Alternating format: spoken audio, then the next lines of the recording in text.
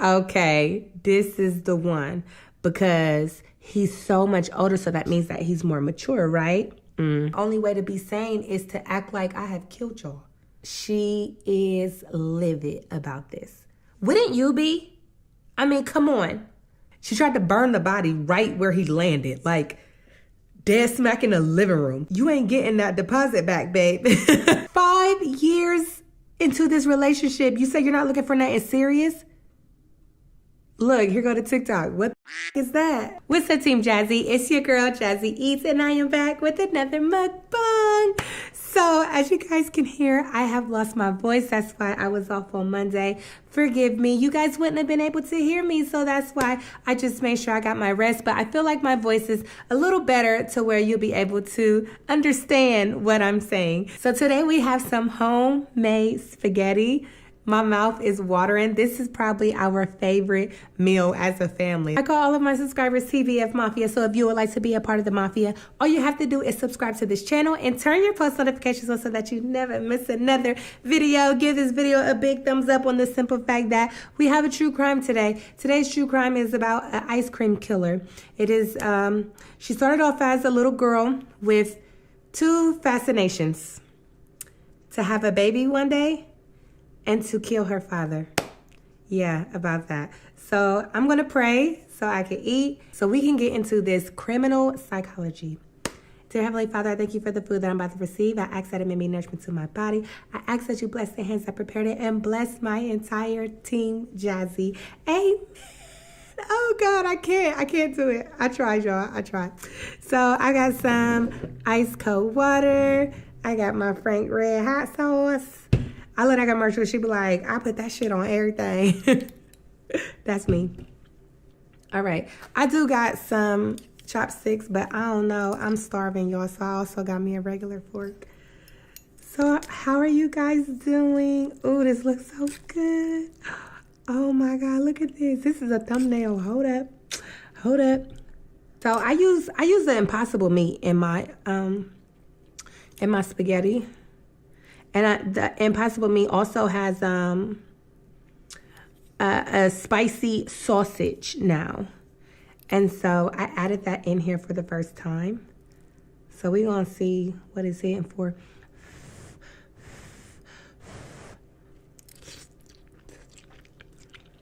Oh my God, I'm hungry. I guess I could put some hot sauce on it. I be forgetting. When you hungry, you don't.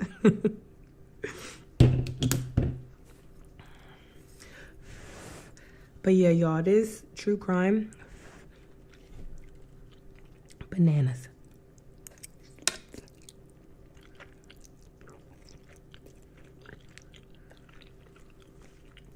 It reminds me of the Ted Bundy case where I said monsters don't look like monsters. This reminds me of it. And I'm not calling this girl a monster, but the reason why I say that is because she's so petite. She's so little. And the things that she did, you just wouldn't expect.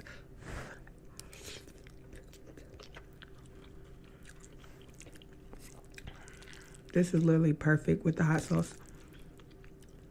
This is regular cheese, regular dairy cheese. I make my spaghetti so simple. Like, do y'all put mushroom, pepper, tomato, onion? Do y'all do all that? Or do you just do meat, noodles, tomato sauce? That's it. It depends on what I'm feeling like, you know? Like sometimes I'll go all out, especially when we first started going vegan. I wanted to make sure it was like flavorful since there was no meat. So I would pack it with a lot of vegetables. And it was still good because I make my spaghetti a little sweet to cut out the acid taste. But I like sweet and spicy.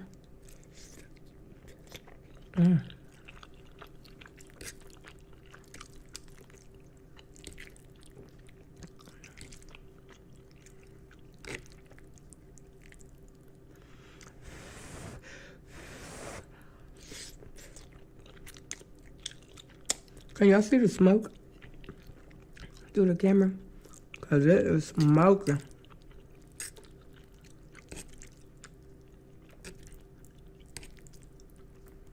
But yeah, this little sickness, Angel Boo Boo got me sick.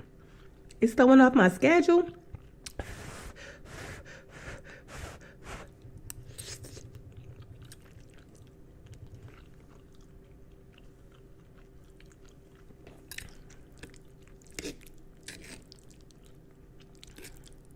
I ain't ate nothing all day.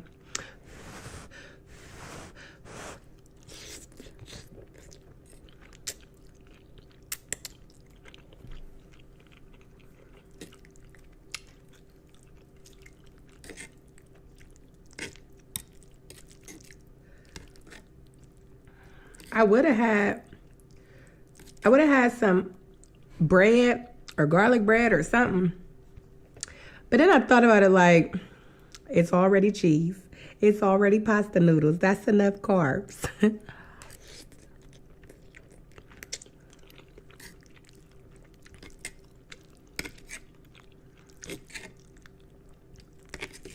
And this is definitely going to be Angel and DJ's dinner tonight. So I'll make them some garlic bread.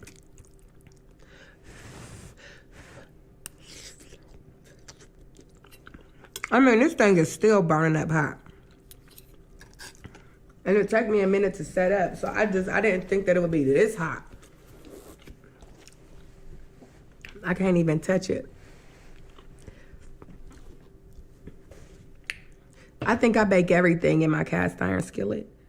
It just makes everything taste so much better. Right? Do you guys think so?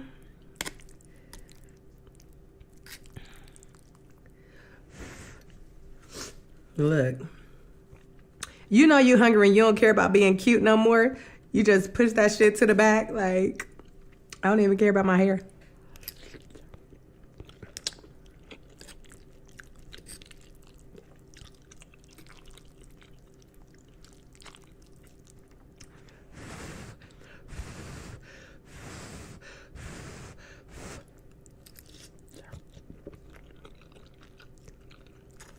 This is hot.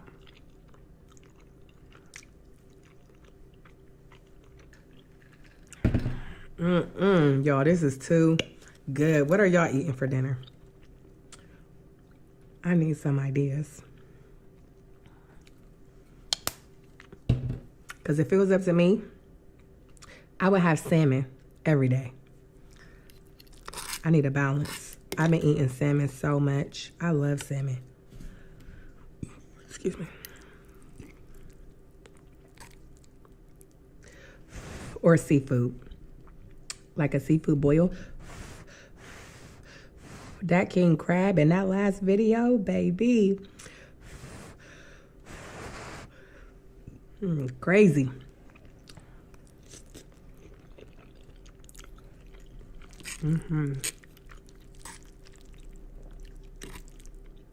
I don't care if y'all skip to the true crime story time.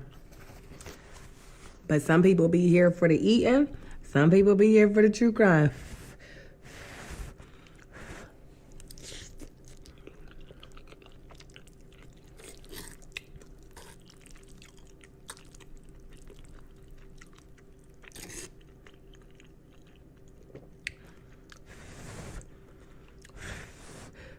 Yo, this is smoking. Like, do y'all see that?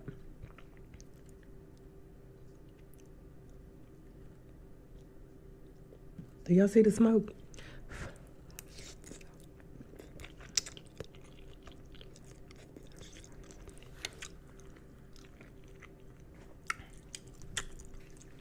And I don't put cheese like in the bottom. I literally just put it on top.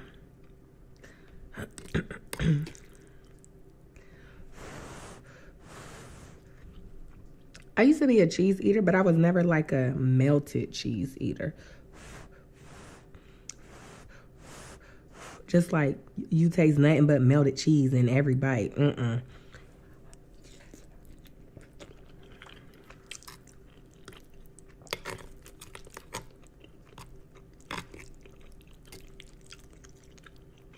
I told y'all, I ain't pick these up.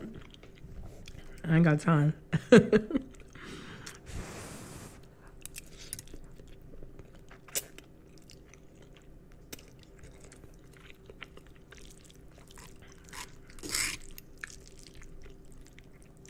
Oh my God, you would think I'm full, right?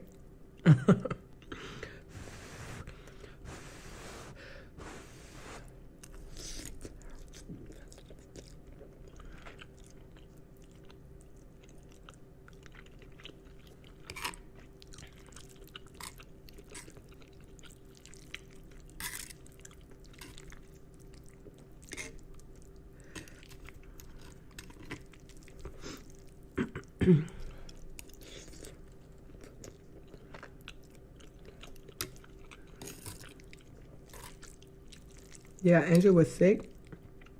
She got back from her dad's house. And she said, can I just sleep with you? I was like, oh, I'm next. I already knew it. I was like, sure.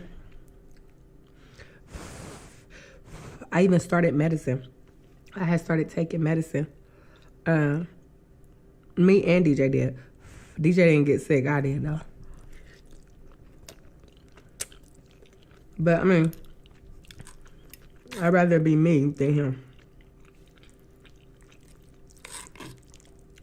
But you know what? I've been sick since Monday. Today is the following Monday. It's been a whole week of this.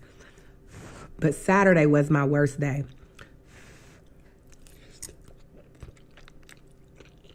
My voice was gone for like 4 days. I was like, oh my God, I drank so much hot tea, lemon honey tea. I already do that.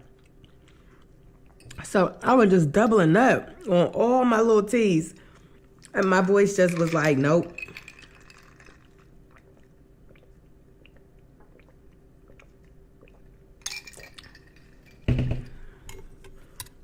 But I mean, it is that time of the year.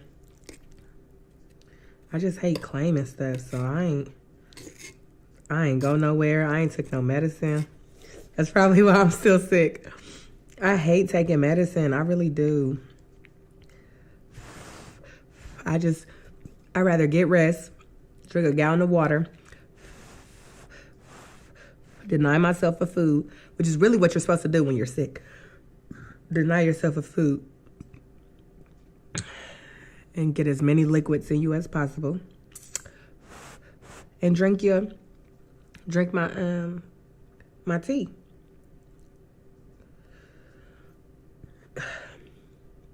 I've been washing sheets every other day, washing pillows, spraying Lysol, doing as much as I can not to take no medicine. So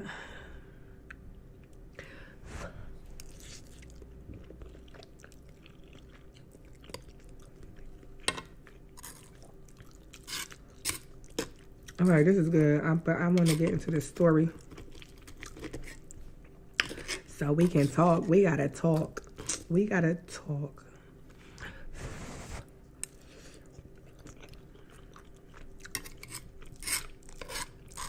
You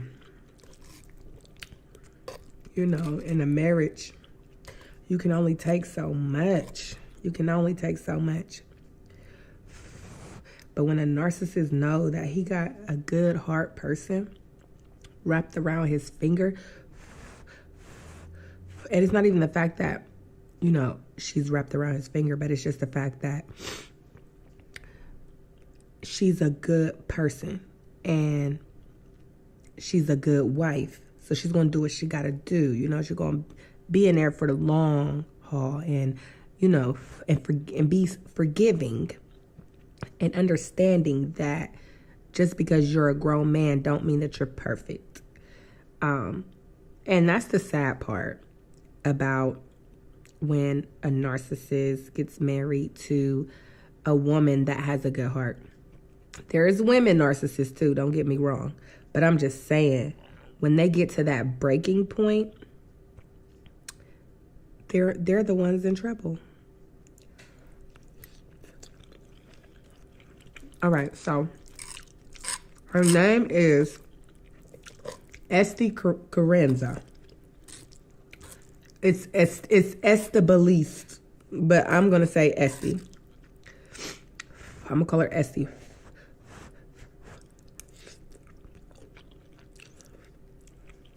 So Esty, growing up, she was a smart girl.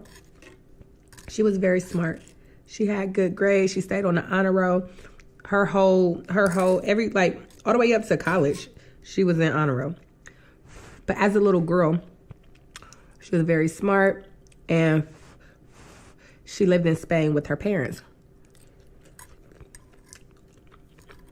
And her father, the weight of the world on his shoulder, and trying to make ends meet for his family, he wasn't available to Esty, his daughter. He was not available emotionally. Physically, he was there, but not like that.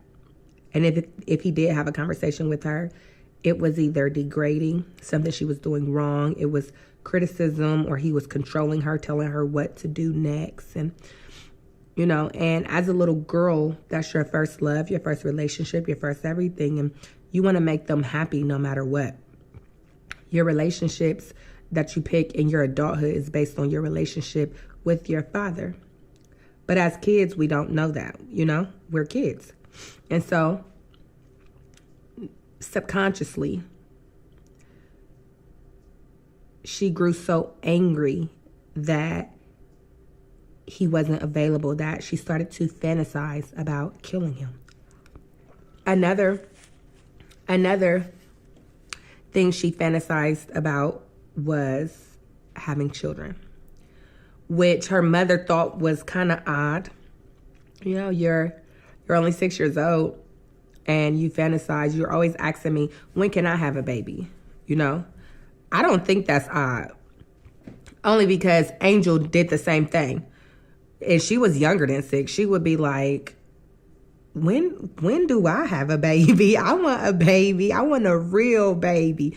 And then you just explain to them. But her mom thought it was kind of weird that her 6-year-old wanted a real baby. And so it could possibly play into the daddy issues that she had with him.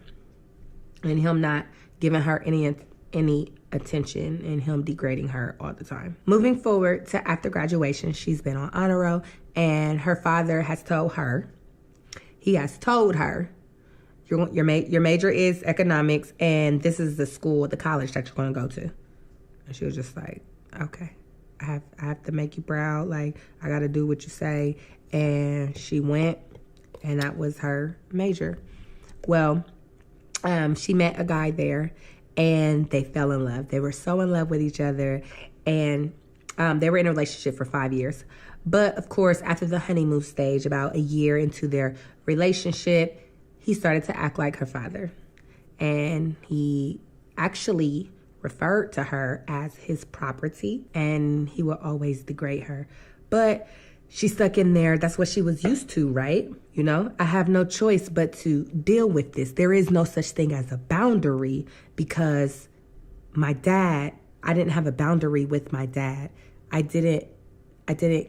can't cut my father off as a child for disrespecting me. And so now it's an adult, and I'm dealing with it subconsciously, because that's just what my childhood has always been. 5 years later, they're graduating from college. Well, after college, he tells Esty, I don't want to be in a relationship with you anymore because I'm not looking for anything serious. What? Excuse me? 5 years into this relationship, you say you're not looking for nothing serious? Look, here go to TikTok. What the is that? What the is that? Like, so, poor little Esty. She like, okay. And she started to fantasize about killing him, because she saw her father, It was the same person. excuse me, it was the same person in a different body. And she started to fantasize about killing him. And luckily, she never killed him. But she would definitely fantasize about cutting his brakes so that he can crash while he's driving. Wow. So, okay. Small things to a giant. Been there, done that. I'm just going to walk away. He said he don't want nothing. Okay. She starts working at an ice cream shop. And she meets a guy by the name of Holger. He is 15 years older than her. So she's like, okay, this is the one, because he's so much older. So that means that he's more mature, right? Listen, y'all already know. Y'all day ones, y'all know. Not even day one. Y'all last year's. So he's trying to sell some freezers to the ice cream shop, and he sees her, and he's just like, she's really attractive. I'm into her, and she was really pretty. That's why I said, like, this reminds me of monsters. Monsters don't look like monsters. So he's like, dang, she really pretty. I'm about to put in that work. And so he started applying some pressure, and she like, okay, whatever. And so she takes a liking to him as well, and everything is good. So she thought. So they moved away, they got married, and, you know, she was happy when she finally got married to him, because when they first got together, he was like, I do want kids. However, it's against my religion to have children before marriage. And so she's like, oh, I don't mind waiting on that, you know? And so she's like, I do want children. So he like, okay, cool. So in 2002, when they got married, it wasn't long after that when he started to show signs of a controlling narcissist, just like the last two men in her life, her father and her first boyfriend. And she's like, okay, it's okay. He's going to give me children. He's like, let's get our life together first before we start having children and settle down and stuff. Let's stack our bread. And she's like, okay. So he still continues to be a narcissist. They moved. I told you they moved away. He threw away her paper so that she can't move back to Spain. She can't go back home. She's working at another ice cream shop, and the boss is even controlling. The boss made her work the front desk way too long. She was not allowed to go to the restroom break. So that means you can't even take a break to drink anything, any liquids, because you can't go to the restroom. And it's just like, why is every man in my life doing this? And so her fascinations continue about killing these men, because it's just like, I can't find happiness within y'all, and I'm trying to control myself to be sane, but the only way to be sane is to act like I have killed y'all. So it seems like a happy day, because her husband Holger says, you ready to start this family? She like, yeah. He like, okay, let's move to Australia. We're going to open up a business of our own. We're going to open up an ice cream shop, just me and you. And we're going to run that, and we're going to have a family, and we're going to be goals. We're going to be family goals. And she like, I like that. So they moved to Australia, and they opened up an ice cream shop. Well, it's not long after that, Holger's sick. Then he wanted to play video games. And it just kept snowballing. And what do you know? Holger never stepped foot into the ice cream shop to work. It's supposed to be a partner thing, and I'm doing all the work by myself. Oh, but you making sure you see the money, though. I have to give you all the money. And out of frustration, Esty would be like, where's the baby? Can we start trying to conceive a baby? And he's like, I'm not ready yet. But how's the ice cream shop going? This is how you need to run it. So you about to dictate how to run the ice cream shop when you're not even helping me? I'm triggered, y'all. I'm so triggered. Oh, God. So this went on for years, and here goes Esty. I can't do anything to control you, so I need to control my sanity because I have a business to run. And although you make me very unhappy with your broken promises and always trying to control me, and when I get home, you're on the video game system and you're belittling me, I need to act like I killed you in my head for me to continue, because life don't stop for nobody. And so that's what she did. That was her way of getting by.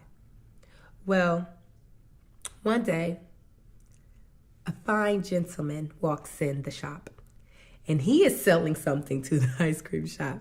And he's like, oh my God, you are so beautiful. And so he wants to pursue Esty. But remember, Esty is married to this controlling narcissist. And he was a complete opposite of Hoger. He was a complete opposite of her husband. And so she's like falling in love because she's getting treated like crap when she gets home, and she gets treated like royalty. And she has this high when she's with this new man. His name is Manfred. And so she started to have an affair with him, and she's cheating on Hoger. And she's like, he's a piece of crap anyways. And one day, Manfred was like, just divorce him. I don't want to keep doing this. I want you all to myself. I hate that you go home to him. He's so disrespectful. Like, this is my way of protecting you, is by telling you to leave him and come and be with me. And she's like, okay. And she goes to Hoger, and she's like, I don't want to be your wife no more. I want a divorce. He like, cool. He didn't care. He was like, okay. Like he was waiting or something, you know? Triggered. And so Hoger is entitled to the house, so he won't leave the house. And he's also entitled to the business because it's a marital asset. And knowing he did nothing to benefit, nothing to help this business grow, nothing to help this business stay afloat, he wants money from it. That's just how the rules go when you're getting a divorce. And she is livid about this. Wouldn't you be? I mean, come on. Just leave me alone. You don't want to be married to me, so walk away. But no, you want to take the business that you set me up. You knew that you wouldn't have to work no more if we ran this business, and you sat at home and made my life miserable. You sabotaged the marriage to get me to be the one to want to divorce you so that you can have a marital asset.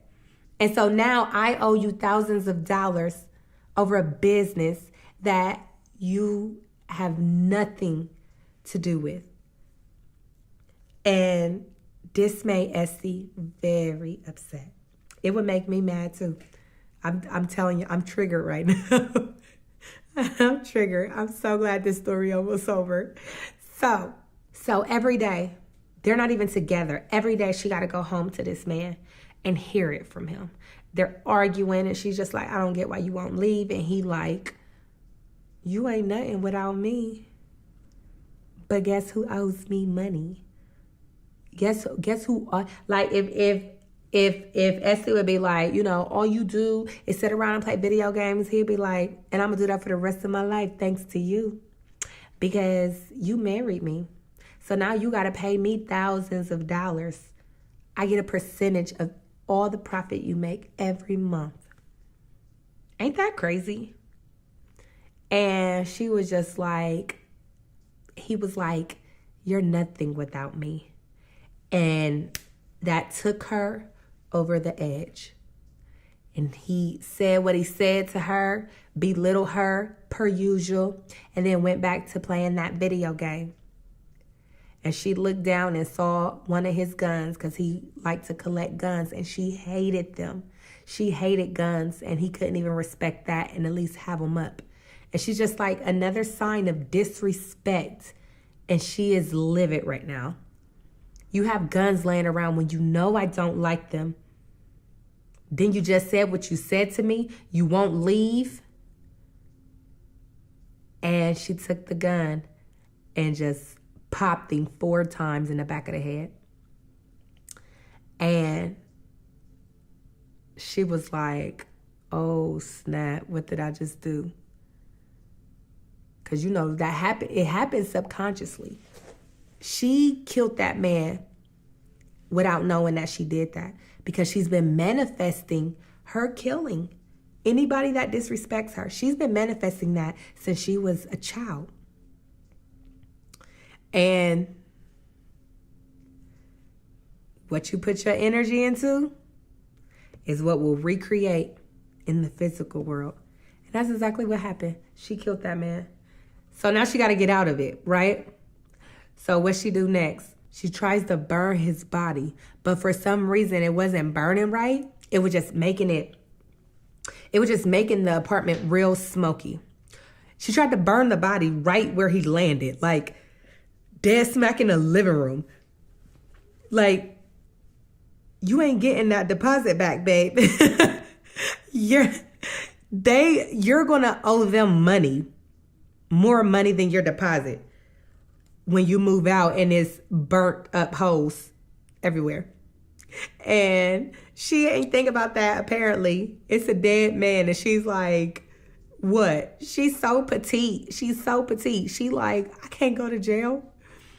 And so she tried to burn her body. It got real smoky. The neighbors called the ambulance. And so, the fire truck came to her house. And so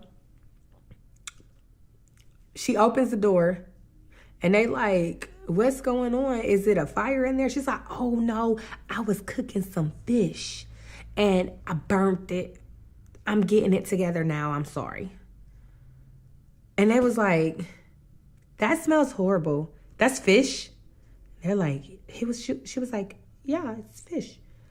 And so they was like, all right. And they walked away. And imagine that. She was probably like, that was easy. And so she put the smoke out. She let that burning body just sit there. She ain't know what to do. She went to work. She did a full day of work, I guess, to pull her thoughts together. I mean, I would too, probably. I don't know what I would do. She went to work. Then she came back home and she chopped his body up with a chainsaw. And she got some ice cream tubs. They're really big. A lot of ice cream can go into it. She chopped it up and she put the body parts, all of his body parts, in the ice cream tub. Then she like, it smells so bad. I got to figure out how to get this smell from it. Like, I can't have no body and then it's going to turn into maggots, and this can't be good. Light bulb, cement. I don't know what made her think of cement, but she mixed up some cement, poured it inside of the tub with the body already in there to fill the tub up with cement. Then she put the lid on it. I don't remember this part. I didn't research this, but I wonder who helped her carry that, because she took the tub of cement to her ice cream shop and put it in the basement. Well, after so long of going back and forth to the basement, it still started to smell, even with the cement on top of it. She like, dang. So she started putting little air fresheners around the tub, hoping, to pull that smell. I don't know. But she kept it in her basement of the ice cream shop. And you don't want to know what else is crazy? Like, everybody just believe this girl. She just so pretty, so charming, and whatever she say, I guess everybody be like, okay. When people was asking, only a couple people asked about her husband, Hoger, and she told them he packed his stuff and moved away to India. Because remember that everybody already knew they were getting a divorce. They just lived together. And so everybody's like, oh, they were already divorced. He found somebody online dating and he moved to Australia. They was like, oh, okay, that was it. She continued her relationship with Manfred, the one that she was having an affair with.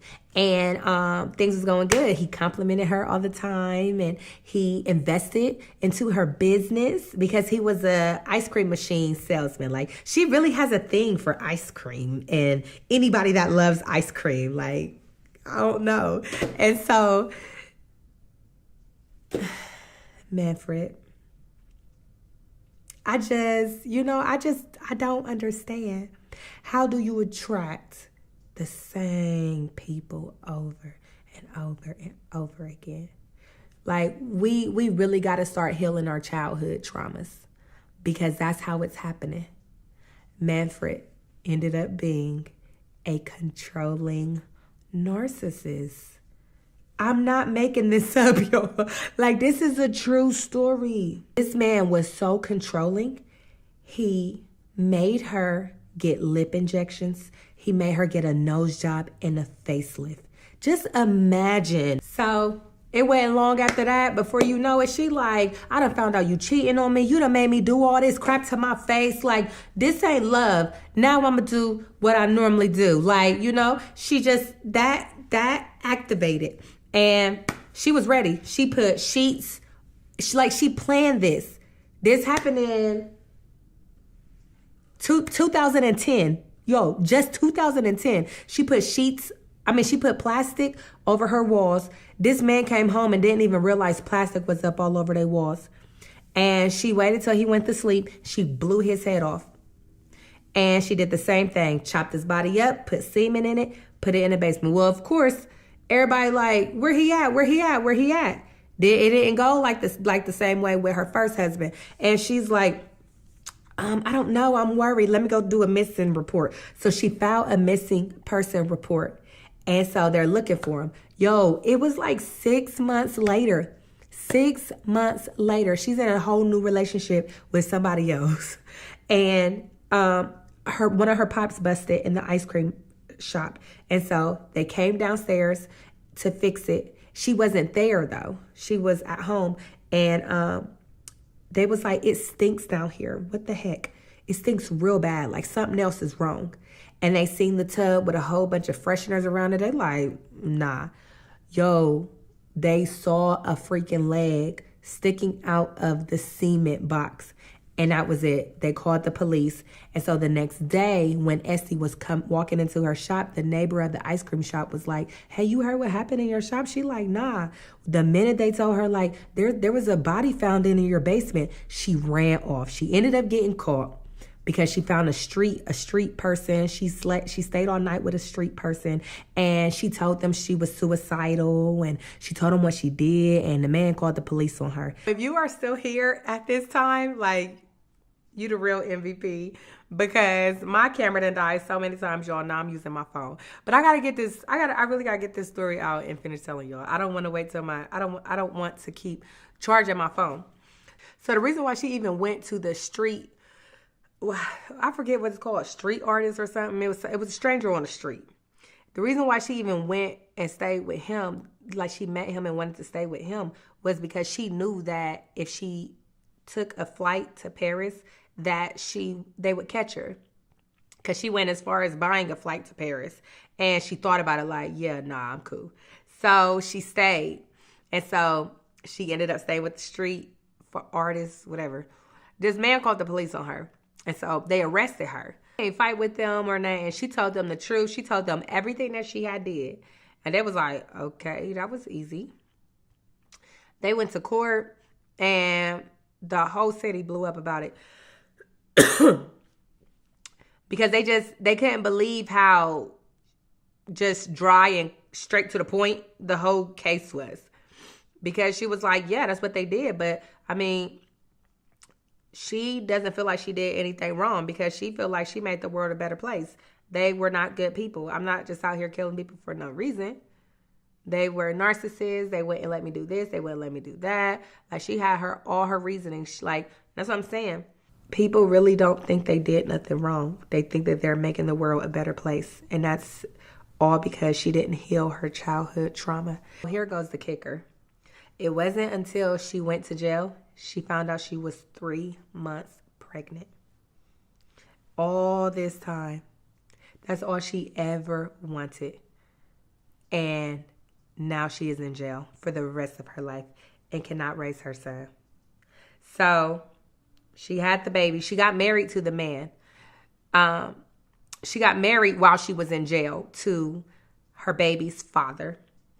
And she had the baby. They took the baby and gave it to the dad. And 6 months after the baby was born, the man filed for divorce. But she wrote a book. And she's like, I'm going to make a way. I'm going to make a way to be there for my son. She wrote like this tell-all book. Since the whole city blew up about it, everybody talking bad about her and stuff, she like, oh, I'm going to make money off of y'all. Y'all want to know so bad? Y'all want to get into my head so bad? Y'all want to send people to interview me? I ain't taking no interview from nobody. I'm going to write this book and you going to buy it.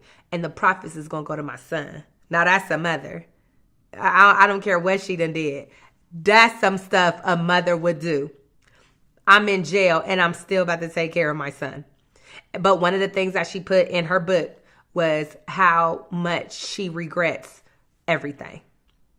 Because she's like, that's all I wanted. And now I can't even spend my life. I can't spend my son's life with him.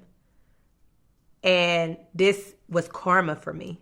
I'm sitting back looking when all I had to do was just walk away instead of killing these people.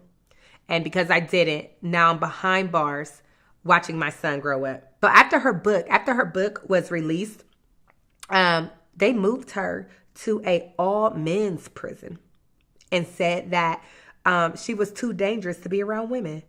Ain't that crazy? Like, do y'all know she killed men?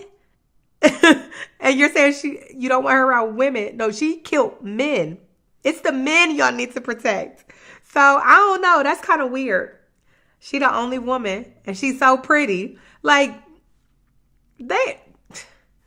she gonna be in a whole new relationship. And yeah, so she is still in prison today. And her baby boy will never be able to actually live with his mother. I'm pretty sure they talk all the time because, that's everything to her. That's all she has, And the fact that it's a boy too, that's still kind of, that's crazy. So yeah, post notification goes to, thank you so much for having your post notifications on. Shout out to you for being the first to comment on the last video. If you would like a shout out, all you have to do is be the first to comment on the next video. If you would like to see more true crime videos, then click right here. If you would like to subscribe to the channel so that you never miss another video, then click right here. I love you and I will see you guys in the next mukbang.